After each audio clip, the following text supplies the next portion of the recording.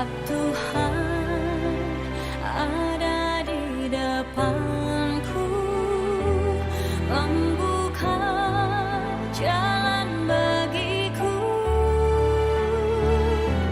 Selalu ada jalan.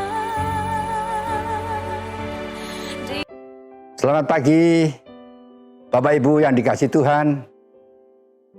Tentunya doa dan harapan kami setiap pribadi pagi ini dalam keadaan baik, dalam keadaan sehat. Kenapa demikian? Karena saya percaya anugerah Allah diberikan kepada setiap kita. Tentunya saya mengajak kepada setiap kita tanpa kecuali, karena anugerah Allah selalu disediakan dan diberikan kepada setiap kita, maka setiap kita wajiblah bersyukur kepada Tuhan. Berterima kasih kepada Tuhan atas anugerah Allah yang Allah sudah sediakan buat saya dan buat saudara. Saudara yang kasih dalam Tuhan, kasih Tuhan begitu luar biasa kepada setiap kita. Dia tidak pernah melupakan kita. Dia selalu mendampingi kita. Dia menuntun kita dimanapun kita ada. Saudara yang kasih, kami percaya berkat Allah dalam kehidupan setiap kita pagi hari ini. Sebelum kita bicara lebih lanjut, mari kita bersama-sama tunduk kepala dan kita berdoa. Tuhan, kami datang di hadapan-Mu ya Tuhan. Kami mengucap syukur segala perkara Tuhan lakukan dan kerjakan dalam hidup kami. Pertolongan Allah luar biasa buat kami. Kami ada detik ini oleh karena Engkau ya Bapa. Karena kasih-Mu dan kemurahan-Mu buat setiap kami. Dan sebentar Tuhan kami akan mendengarkan firman-Mu. Kiranya Engkau sendiri yang berbicara kepada setiap anak-anak-Mu tanpa kecuali. Tuhan, Engkau kuduskan mulut bibir hamba-Mu, pikiran hati hamba-Mu ini dengan kuat kuasa darah-Mu Tuhan. Dan ampuni kami dan kuduskan kami dengan kuat kuasa Allah. Berfirmanlah Tuhan melalui mulut bibir kami. Bukan kami yang bicara Tuhan, tetapi Engkau yang berbicara langsung melalui mulut bibir hamba-Mu ini. Di dalam nama Yesus kami berdoa dan mengucap syukur. Amin. Saudara yang kasih dalam Tuhan, saya percaya kita hari ini juga dalam kondisi yang segar, bugar. Bisa datang ke rumah Allah, bisa bersama dengan saudara-saudara menikmati hadirat Allah, menikmati pertolongan Allah, menikmati firman Allah yang Allah berikan kepada kita. Kalau hari ini kita antusias mendengarkan firman Allah, maka firman itu akan berfungsi dalam kehidupan setiap kita. Segala perkara tergantung dari diri kita masing-masing hari ini. Kita menyimak firman Tuhan dengan baik, memperhatikan, menikmati, maka itu akan menjadi berkat buat setiap kita. Kalau kita mendengar sambil lalu, sering kasih, tidak menyisihkan waktu yang baik, waktu yang luar biasa disediakan untuk mendengarkan dan menikmati firman Tuhan, maka kalau kita menyediakan itu, maka firman Allah berbicara kepada setiap kita. Dan kita nikmati, kita ikuti, kita hadirkan Tuhan itu dalam kehidupan setiap kita pribadi lepas pribadi. Saudara yang kasih dalam Tuhan, pagi ini Tuhan memberikan berkat buat kita. Itu firman Allah yang berjudul berfokus kepada iman, firman, dan doa. Sering kasih. Saya terus berbicara tentang iman, sering kasih. Karena di dalam kondisi yang sulit ini, setiap kita membutuhkan iman, sering kasih. Saya ingin mengingatkan kembali, ayo bangkit, dan bangkit, dan bangkit, dan bangkit, sering kasih. Kami tidak mau iman kita tidur hari-hari ini. Ya, tapi saya mau hari ini kita sama-sama bergembira, bersuka cita. Karena pertolongan Allah selalu Tuhan sediakan buat setiap kita tanpa kecuali. Terima kasih. Mari kita perhatikan, kita simak iman kita masing-masing kepada Tuhan. Yang menjadi pertanyaan buat setiap kita, masihkah ada iman di dalam hidup setiap kita? Masihkah ada pengharapan kepada Yesus dalam kehidupan setiap kita pagi ini? Terima kasih. Tuhan ingin melihat iman saudara dan saya. Apakah iman kita sedang siap menghadapi semuanya? Apakah iman kita mendekati tidur, sering kasih? Tapi Tuhan berharap buat setiap kita. Dalam kondisi apapun yang terjadi, iman kita tetap ada. Dan kita tetap berfokus kepada iman, kepada firman. Dan juga tentunya tidak kalah pentingnya berfokus dengan doa. Supaya kita bisa menikmati dan merasakan betapa pentingnya iman, firman, dan doa. Salah satu kesatuan yang tidak bisa terpisahkan dalam kehidupan setiap kita. Dengan kasih dalam Tuhan. Ada satu kata-kata yang kata-kata bijak, sering kasih, dari penulisnya adalah Everyday Miller. Kalau nggak salah dia itu Danfried Miller, kalau nggak salah, orang Jerman. Yang mana tulisannya berkata demikian di dalam catatan saya, saudara yang kasih. Menjadi tunduk pada kehendak Allah atau firman tidak hanya berarti memberikan kepadanya prioritas utama, tapi juga memberikan kepadanya kendali penuh dalam hidup kita. Sekali lagi, saudara yang kasih. Menjadi tunduk kepada kehendak Allah atau firman tidak hanya berarti memberikan kepadanya prioritas utama, tetapi juga memberikan kepadanya kendali penuh dalam hidup kita. Saudara yang kasih Tuhan, kata-kata bijak ini sangat menguatkan kehidupan saya, tentunya harapan saya buat saudara juga. Karena mengatakan bahwa seseorang yang tunduk kepada Allah atau kepada firman itu sendiri bukan berarti kita memberikan kepadanya prioritas utama.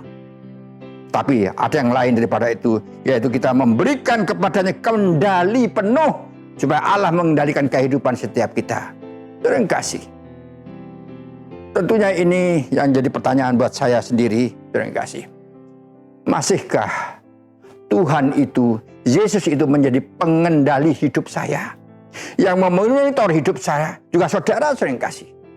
Oke, kita semua sudah menyerahkan diri kita sepenuhnya kepada Tuhan. Hanya ngomong sama Tuhan, Tuhan, saya serahkan hidup saya ini sepenuhnya. Tubuh, jiwa, raga kami serahkan ke dalam tangan-Mu, Tuhan. Amin. Luar biasa. Tapi manakala kita harus minta kepada Tuhan, Tuhan, kendalikan hidup saya hari ini. Sertai kami hari ini, Tuhan. Engkau yang mengendalikan kehidupan saya kemanapun saya harus pergi. Engkau menyertainya, Tuhan. Berikanlah hikmat akal budi buat saya. Terima kasih.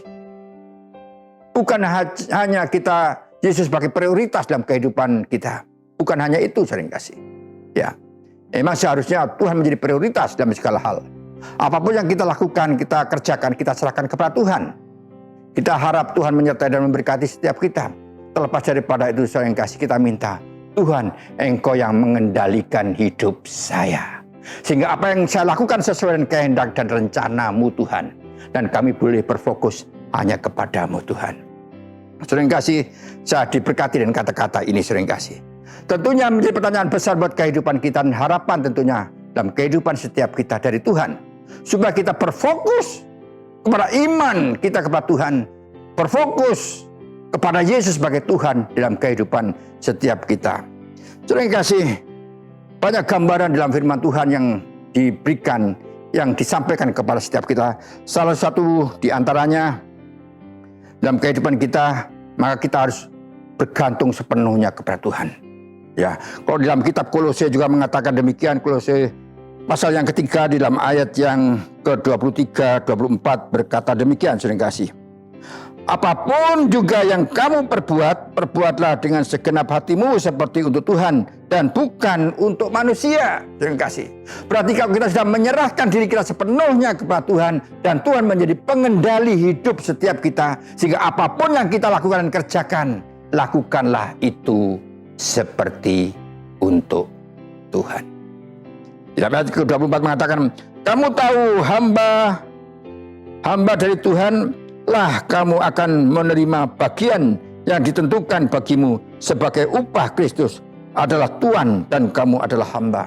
Yang berarti kalau kita melakukan segala perkara dengan baik seperti untuk Tuhan, maka Tuhan menyediakan upah buat saudara dan saya. Apapun yang kita lakukan, mari kita lakukan dengan baik apapun yang kita kerjakan dan lakukan. Mungkin tugas-tugas kita di pekerjaan kita masing-masing. Jangan sampai kalau ada atasan baru bekerja, atasan hilang juga kita menghilang, sering kasih. Ya, kalau ada atasan kita kerja giat setengah mati, begitu bos baru dengar suaranya langsung wah sibuk. Tuhan tentunya tidak menyukai hal yang demikian. Apapun tanggung jawab yang ada di pundak kita, kita lakukan seperti untuk Tuhan. Karena Tuhan ada dalam kehidupan setiap kita. Karena Tuhan adalah pengendali hidup kita. Sering kasih. Maka betullah ayat ini, kita imani ayat ini. Kita lakukan segala perkara untuk Tuhan. Karena Tuhan ada dalam kehidupan setiap kita. Tuhan melihat apa yang kita kerjakan dan lakukan. Dan Tuhan pula yang menyediakan berkat, yaitu upah bagi pekerja-pekerjanya, yaitu saudara dan saya. Teguran daripada firman Tuhan kepada kita pagi ini cukup tajam. Karena kita tahu firman Tuhan bisa memimpin kita, menghibur kita, mendidik kita, mengarahkan kepada setiap kita, dan membawa kita ke jalan yang benar, dan menjauhkan kita daripada hal yang jahat. Saudara yang kasih. Ya, saudara yang kasih, dengan demikian mari kita berpegang teguh kepada firman yang Tuhan berikan kepada setiap kita. Banyak gambaran yang ada dalam kehidupan setiap kita, saudara yang kasih. Ada suatu contoh yang akan kami sampaikan kepada saudara dalam kitab Injil Yohanes dalam pasal yang ke-11, saudara yang kasih. Kita tahu Lazarus dibangkitkan dari kematian. Suatu kisah cinta yang luar biasa, kekasih Tuhan atau murid Tuhan yang setia, yaitu Lazarus, Marta, dan Maria. Suatu saat pada waktu Yesus keliling memberitakan kabar baik, mendapatkan informasi bahwa Lazarus, keluarga daripada Marta Maria, sakit keras. Secara manusia pasti berharap supaya Yesus datang ke tempatnya Maria dan menumpangkan tangan kepada Lazarus dan Lazarus sembuh. Tapi kenyataannya tidak, saudara yang kasih.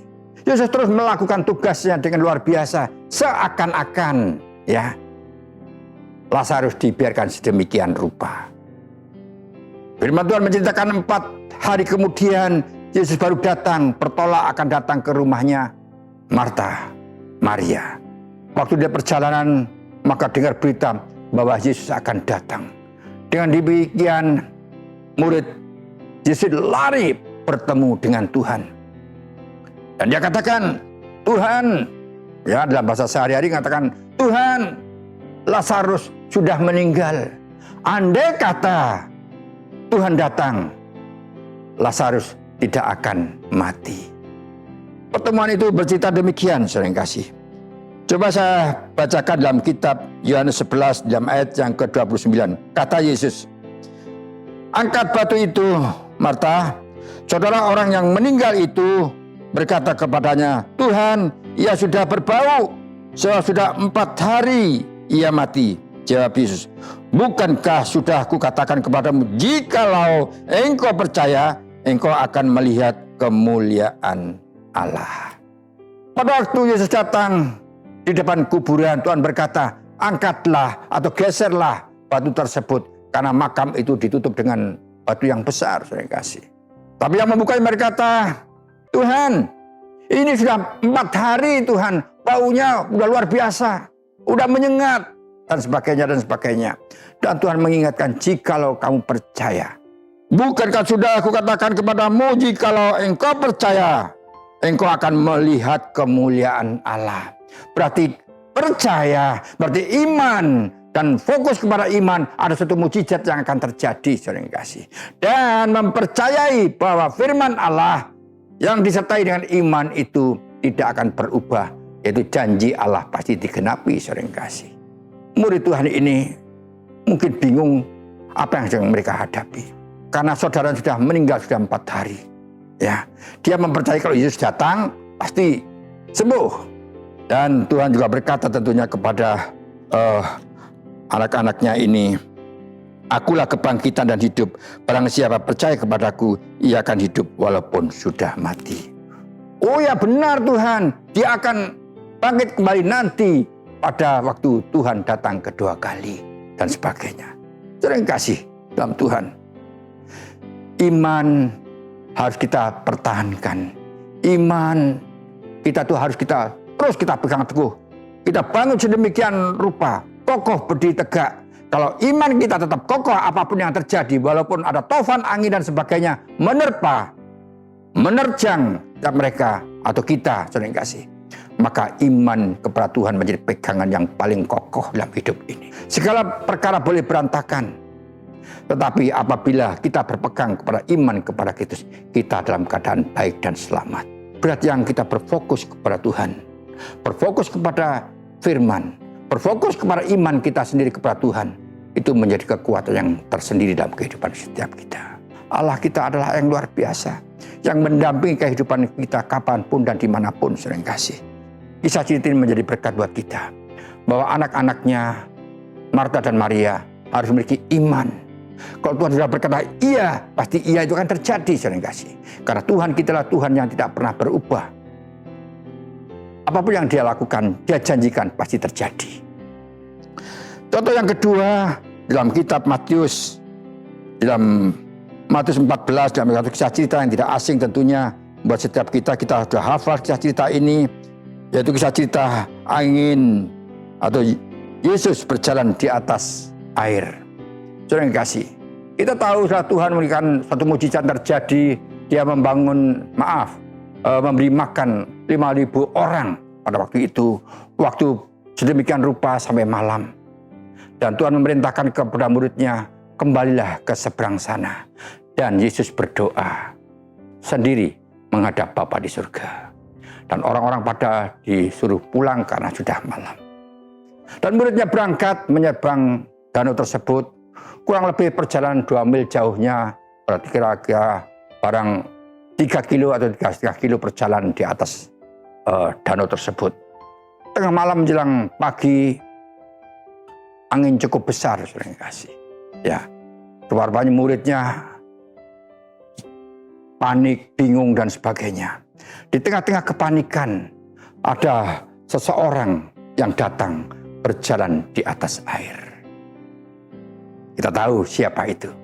Yesus datang kepada murid-muridnya. Tetapi murid-murid itu berkata, oh hantu, hantu, hantu. Takut semuanya, gemetar. Dan Tuhan berkata, jangan takut. Ya, jangan takut. Inilah aku, Yesus, gurumu.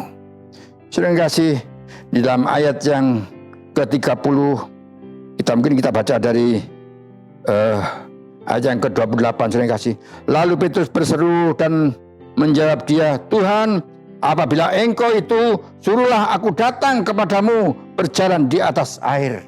Saudara yang kasih, luar biasa sebenarnya apa yang Petrus lakukan pada waktu. Kalau betul itu engkau Tuhan, suruhlah saya berjalan di atas air. Begitu nekat rupa-rupanya. Ayat selanjutnya kata Yesus, datanglah. Tuhan sendiri berkata, datanglah. Maka Petrus turun dari perahu dan juga berjalan di atas air.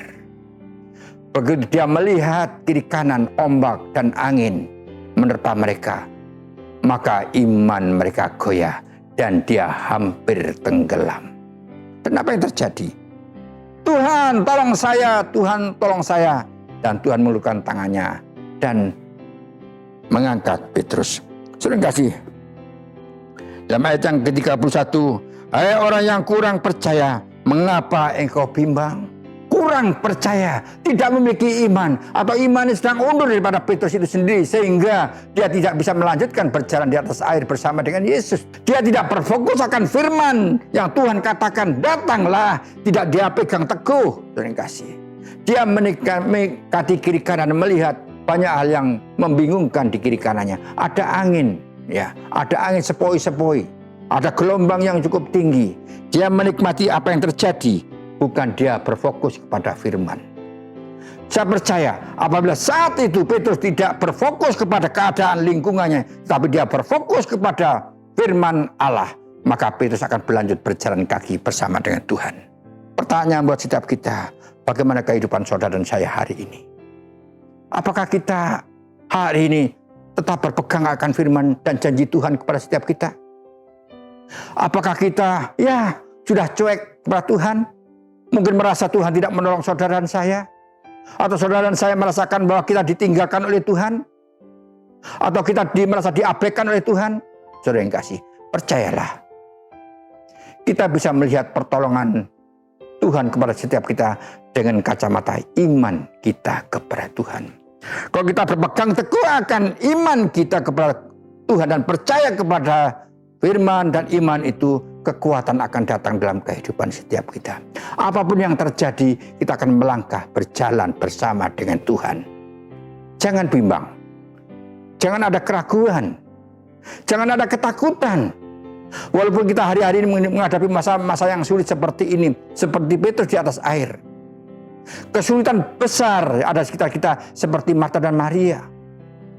Kakak yang kekasih dipanggil Tuhan. Dia sudah meninggal. Dia tidak berfokus akan firman. Tetapi jikalau kata firman, kamu percaya. Jika kamu percaya. Bila kita percaya. Jika kita percaya dengan Tuhan, berpegang kepada iman tersebut, maka pertolongan Allah menjadi milik setiap kita orang percaya. Sering kasih dalam Tuhan, Allah kita mengasihi setiap kita tanpa kecuali. Pertolongan Allah ada pada setiap kita. Tentunya harapan kami 2 kisah cerita bisa diperdalam di rumah masing-masing, sehingga kita mendapatkan sesuatu berkat dari kisah cerita ini. Tentunya saudara yang kasih, apa yang kita dapat dari 2 kisah cerita di atas, salah satu di antaranya saudara yang kasih, orang percaya harus berfokus kepada firman. Jangan melenceng atau meninggalkan firman itu sendiri, saudara yang kasih. Tapi mari kita bersama-sama dalam langkah hidup kita setiap hari, apapun yang terjadi, kita berpegang teguh akan firman Allah. Berpegang kepada iman percaya kita kepada Tuhan, bahwa janji Allah tidak pernah berubah dulu, sekarang, dan sampai selama-lamanya. Tuhan mengasihi saudara. Tuhan mencintai saudara. Tuhan menopang saudara. Karena saudara dan saya ada di hati Tuhan. Saya percaya Tuhan tidak akan pernah meninggalkan saudara. Tetapi saudara dan saya yang meninggalkan Tuhan. Saudara yang kasih, mari kita percaya dan berfokus akan firman apapun yang sedang terjadi di saat-saat ini. Kita tahu, saudara yang kasih, kita dalam kondisi yang sulit sudah 20 bulan lah kita boleh katakan dalam kondisi ini. Dan hari-hari ini kita boleh mendengar cerita-cerita yang kita dengar yang lebih buruk lagi. Tentunya kami menghimbau kepada setiap kita, apapun yang terjadi, sebesar apapun gangguan itu yang akan menerpa setiap kita, mari kita berpegang teguh akan firman Allah. Dan yang kedua yaitu kita memiliki iman yang bertumbuh setiap saat. Kalau kita berfokus akan iman kepada Tuhan, maka iman kita itu bertumbuh, saudara yang kasih, bertambah kuat, bertambah kokoh. Jangan sampai kita, kata firman mengatakan, jangan sampai kita sebagai orang yang percaya hanya setiap hari makan bubur, saudara yang kasih. Tidak bisa makan makanan yang keras. Berarti iman kita masih bayi terus. Umur sih boleh banyak, tapi iman kita masih bayi. Belum bisa makan yang keras. Makan-makan perintah Tuhan, oh itu sakit perut, sering kasih. Makanya yang enak-enak. Kita dinina bukan oleh Tuhan, sering kasih. Hanya makan bubur dan makan bubur. Sampai sekian puluh tahun masih makan bubur. Sehingga badan kita tidak kuat, sering kasih. Tentunya kita minta, Tuhan, saya mau iman saya percaya bertumbuh hari-hari ini. Dan semakin hari semakin kuat. Saya minta makan-makan yang bergizi, makan yang kuat itu, yang keras itu, kami boleh nikmati dan kami makan. Sehingga tubuh kami bisa menyelesaikan di dalam kondisi yang ada. Karena kami mau bergantung hanya kepadamu Tuhan. Saudara yang kasih, mari kita perhatikan kehidupan setiap kita hari-hari ini. Menyisihkan waktu-waktu yang baik. Ya, waktu yang luar biasa, yang sangat baik kita sisihkan waktu buat kita untuk membuat hubungan antara kita Tuhan. Menyatukan diri kita hanya kepada Tuhan, saudara yang kasih. Tentunya tidak kalah pentingnya kita akan membangun hubungan yang harmonis dengan Tuhan. Dan hubungan yang harmonis ini sangat dibutuhkan dalam kehidupan setiap kita anak-anak Tuhan. Hubungan yang harmonis bagaimana Pak? Caranya, saudara yang kasih. Yaitu kita terus bergaul karib dengan Tuhan. Kita tidak perlu meninggalkan Tuhan. Kita menyatukan hati dan pikiran dan kehendak kita hanya kepada Dia. Kita berharap dalam segala hal hanya kepada Dia. Menyerahkan diri kita kepada Dia. Karena Dia yang mengendalikan kehidupan setiap kita tanpa kecuali, saudara yang kasih. Saya punya gambaran, saudara yang kasih. Ya, ada satu jembatan. Saya bayangkan ini ada jembatan, saudara yang kasih ya. Ini daratan, ini jembatan, dan ini daratan kembali. Orang dari sebelah sini harus melewati jembatan itu ke seberang sana. Tanpa jembatan kita tidak bisa menyeberangi karena sungai ini begitu dalam dan arusnya deras. Saudara kasih, di sebelah ini kami gambarkan sebagai firman Tuhan.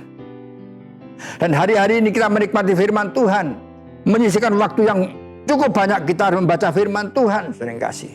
Kita harus menggali firman Tuhan, maka abad dibuat untuk setiap kita.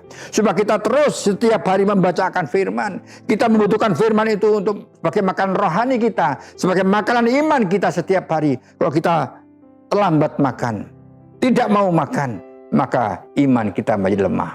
Tapi seberapa banyak kita makan makanan yang baik ini, yang bergizi ini, maka iman kita menjadi kuat, saudara kasih. Di sini adalah firman Allah yang hari-hari ini kita nikmati, saudara kasih. Dan di seberang ini adalah iman kita kepada Tuhan. Kalau kita boleh membaca firman Tuhan dan hidup kita kuat, hidup kita sehat dalam iman kita, maka kita memiliki iman yang luar biasa di ujung sini. Tentunya jembatan kita adalah doa. Jembatannya adalah doa. Berarti firman adalah doa dan iman itu menjadi satu, saudara kasih. Menjadi harmonis hubungan kita dengan Tuhan. Kita boleh membaca firman Tuhan. Oh, sebanyak mungkin saya ingin luar biasa membangun hubungan Tuhan dengan firman Tuhan. Bagus. Wah, sehari-hari. Waduh, habislah waktunya untuk baca firman Tuhan. Bagus, bagus. Salah enggak? Tapi percayalah, firman Tuhan akan menjadi hanya pengetahuan dalam kehidupan setiap kita orang percaya. Nah, jangan sampai firman Tuhan hanya menjadi pengetahuan saja dalam kehidupan setiap kita. Mari kita berdoa. Juga membangun hubungan dengan Tuhan. Kalau kita sudah membaca firman Tuhan dan berdoa, berbicara kepada Tuhan, menghadap Tuhan untuk memuji, mengagungkan Tuhan, maka iman kita menjadi iman yang kuat. Terima kasih. Dan tiga hal ini, yaitu firman, doa, dan iman ini menjadi satu hal yang tidak dipisahkan. Kita boleh berdoa terus, berdoa, hanya berdoa kepada Tuhan, tidak membaca firman Tuhan. Itu juga tidak benar, terima kasih. Ya, kita punya iman, puji Tuhan. Kita ngomong iman, tapi tidak pernah membacakan firman dan tidak pernah berdoa, juga tidak ada artinya apa-apa, terima kasih. Oh Pak, saya kan orang percaya kepada Tuhan. Saya orang yang beriman. Untuk apa saya berdoa? Sebelum berdoa saja Tuhan sudah tahu ngapain saya berdoa. Saudara kasih. Kadang-kadang kita pandai bersilat lidah, saudara kasih. Ya, ketiga hal ini tidak bisa dipisahkan dari hidup ini. Ada firman, ada doa, dan ada iman. Jadi, beriman terus kepada Tuhan. Dia katakan, saya orang yang beriman kepada Tuhan. Bagus. Seberapa banyak baca firman? Oh enggak, Tuhan sendiri akan langsung. Ya, sekarang ada pengajaran seperti itu sering kasih. Ya, saya hanya punya iman karena Tuhan itu akan berbicara setiap hari kepada saya. Nah, seakan-akan firman Tuhan atau Alkitab disisihkan, sering kasih. Seakan-akan itu tidak perlu. Itu juga tidak benar, sering kasih. Ya, doa terus menerus setiap hari, tidak memiliki iman, juga tidak membaca firman Tuhan, juga tidak benar, sering kasih. Demikian juga kalau baca saja sedemikian banyak, itu hanya pengetahuan. Dan supaya iman kita bertumbuh, ketiga hal ini yang mari kita satukan dalam hidup ini. Kita ada waktu-waktu yang terbaik. Setelah kita baca firman Tuhan, anak-anak sudah istirahat, sudah tidur semua, kita menyisihkan waktu untuk baca firman Tuhan. Kita nikmati firman Allah. Dapat pesan apa, dapat perintah apa, dapat tugas apa melalui firman yang kita baca. Setelah kita mendapatkan sesuatu, kita datang kepada Tuhan. Tuhan, saya berterima kasih Engkau berbicara kepada saya saat ini. Engkau mengingatkan saya supaya saya boleh melakukan ini, dan ini. Saya percaya Tuhan, kami menjadi pelaku-pelaku firman-Mu.